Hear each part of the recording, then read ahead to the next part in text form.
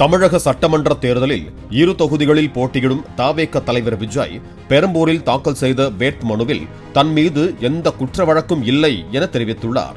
ஆனால் திருச்சி கிழக்கு தொகுதியில் தாக்கல் செய்த வேட்புமனுவில் மார்ச் 30ஆம் தேதி பெரம்பூர் பரப்புரையின் போது ஒரு வழக்கும் 2025 ஆகஸ்ட் மாதம் மதுரை மாநாடு தொடர்பான ஒரு வழக்கும் உள்ளதாக விஜய் குறிப்பிட்டிருக்கிறார்.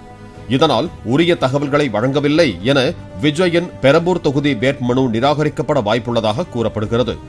ஒரு வேட்பாளர் 4 செட் வேட்புமனுக்களை தாக்கல் செய்யலாம் என்ற நிலையில் பெரம்பூரில் 2 செட் வேட்புமனுக்களை மட்டுமே விஜய் தாக்கல் செய்திருக்கிறார்.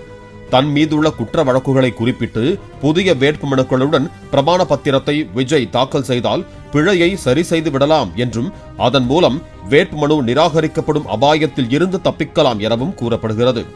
வேட்புமனுக்களை தாக்கல் செய்ய சனிக்கிழமை மற்றும் திங்கள் என 2 நாட்கள் மட்டுமே உள்ளன.